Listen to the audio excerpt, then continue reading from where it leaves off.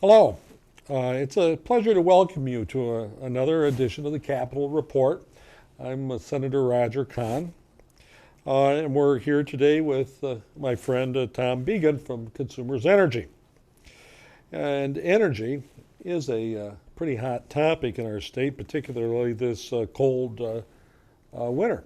This morning when I was coming in, it was 14 degrees, and I have friends who said that in the UP it was minus 14. So we have a lot of folks that are interested in figuring out how they're going to save some money on their energy bills, or I suppose this summer as well, what they might be able to do to cut down on air conditioning. We have a real expert here on that subject. So welcome, Tom. And thank you, Senator Kahn. let's start with a bit on your background, and since I say you're such an expert. Well, I worked for Consumers Energy for 20-some years, and in fact, I live and work in your district. Now, for about the past 5 years, I'm in an area of community relations, which allows me the chance to really get out into the communities and talk with community leaders, and as well, talk with a lot of just the people in our communities about things like energy savings and lowering your energy bills, which is why I appreciate the chance to talk with you today. Well, what is the importance, or how important is energy conservation? Conserving energy is important for a lot of reasons. First of all, I think everybody understands that energy prices have gone up.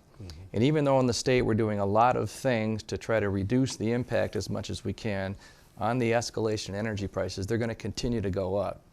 So an interesting change that's driving the demand for more electricity in our state, it used to be driven by large industrial customers and commercial customers, but now it's being driven more and more by residential customers. You and me. You and me. And a lot of people are surprised by that, but I say just think about it. How many things do you plug into your house now that you never used to plug into? And if you think about it, we are plugging in a lot more things than we used to. Attachments for phones, attachments for portable devices, attachments for computers. There's a lot more things that we're plugging into. So good energy conservation by residential customers has the benefit to us personally by reducing our bill. It has the benefit to us by the state, because if we conserve energy, it reduces the need for us to meet that energy demand in other ways.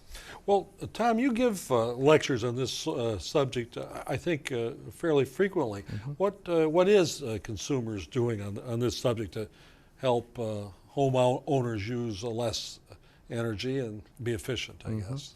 Well, one of the things we do, as you just mentioned, myself and my counterparts are always talking with groups around the state about practical ways that we can reduce our energy use. As you're aware, the new legislation also mandates things that the utilities need to do to help customers reduce their energy. Yeah. There's an awful lot of discussion around that we probably don't have time to get into now. But some of the features of that are, first of all, we will be offering incentives, which we've done in the past, to customers that do energy efficiency measures, like adding insulation to their homes, like increasing the efficiency of their windows. Yeah. As well, a change that we haven't seen before, which I say puts the purchase power in the hands of the customer, of our residential customers. And by that I mean we're going to actually develop a smarter distribution grid. We're actually going to be developing smarter devices that can communicate to our customers. For example, what is the cost of electricity right now? And the way the system operates, it is more expensive for us to deliver electricity during the day than it is at night. Why is that? Well, we have to. There's more demand during the day, so we have to use all of our available resources and often purchase on the market to meet that demand. At night, the demand goes down, so we can shut off some of the resources and use our most efficient plants. But what we want to do is we want to put in the hands of the customer so they know what is the cost of electricity at this point now. And it's a lot like being a savvy purchaser going to the grocery store. You shop around for the best price. It allows our residential customers to say, when do I want to turn on my dishwasher?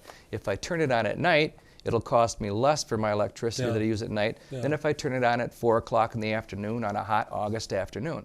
So we're going to do a lot of different things, including empowering our customers to make better decisions on energy usage.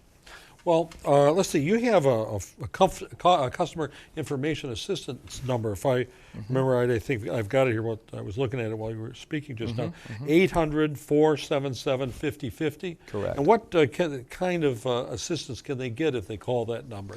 And what advice are you going to give homeowners who want to improve their energy bills? Do they get that here as well as what we're going to be talking about today? There's so much information and so many variables in me saying, what can I do to reduce my energy bill? Yeah. A lot of them have to do is, what is your house structure like? How much insulation? How much windows? A lot of the information that they can get by calling that 800 number allows them to compare for a customer, a residential customer like you. In our service territory, you tend to be lower than or higher than typical customers, as an example. But there's a wealth of other information, including a brochure that I really recommend that people get a hold of, which is called More Than 100 Ways to Save Energy. And it has in fact, they can call that 800 number that you just mentioned to get that. 800-477-5050. Correct. And we can get that information to them, and it's very readable, very practical. Some of the things that I'm going to talk about today, but a lot more information that we won't have a chance to get into. Okay, so give us some advice. Me and some advice as a homeowner and other folks out here on what we ought to be doing. Yep. I'll say that it's a 6-step process. Okay. And I'm going to go through each of the 6 steps in here. All right. The first step is review your bill.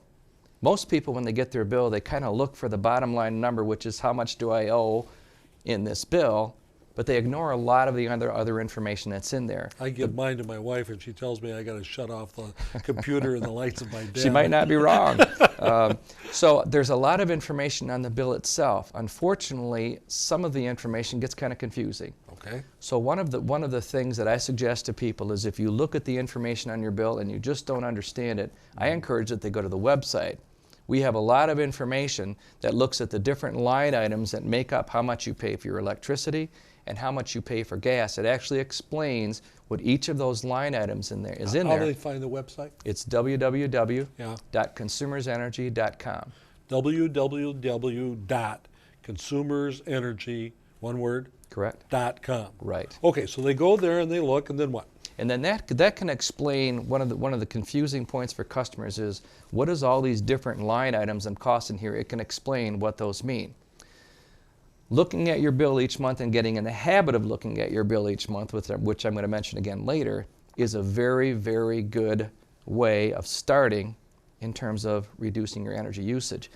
Especially at the bottom of the bill, there's comparison information at the bottom of the bill that basically says, how much energy did you use last month, electricity and gas, and how much energy did you use the previous year for this same month? There's a lot of information on the bill, and the first thing I'd say is get in the habit of looking at all the information that's on your bill, and as well, get in the habit of looking at all the information that's included in your bill. One of the ways we communicate information to customers is we put inserts into those bills, and there's a lot of information in there that people need to get in the habit of looking at and reviewing. That's step one. Okay. Step two is check to make sure that you're on the correct rate, which is most applicable to electric customers. And basically, any rate that's available to an electric customer, the rate that they're on is the best rate for them in terms of, if you are like a typical residential customer that has these appliances in your house, this is the best rate for you, or for the amount of electricity that you use, you will pay the least amount for that class of customer. So check the rate and look at the top. There's some information that says what type of rate you're on. Okay. Again, if you're uncertain of that, call the 800-477-50 number and have them help you decide whether or not you're on the right rate. Are there different residential rates? There are. Yes, yeah. Okay. An example is, there's a residential rate available to customers that is based on the fact that you have an electric hot water heater. Okay. You'll effectively be allowed a little more consumption with an electric hot water heater than if you don't have an electric hot water heater. So if you do and your rate doesn't reflect that, you're paying a little bit more than you need to for the amount of electricity that we would expect you to use as a typical residential customer with an electric hot water heater. And they could call the 800 number and get these sort of tips from them too if they forget what we're talking about today. Correct.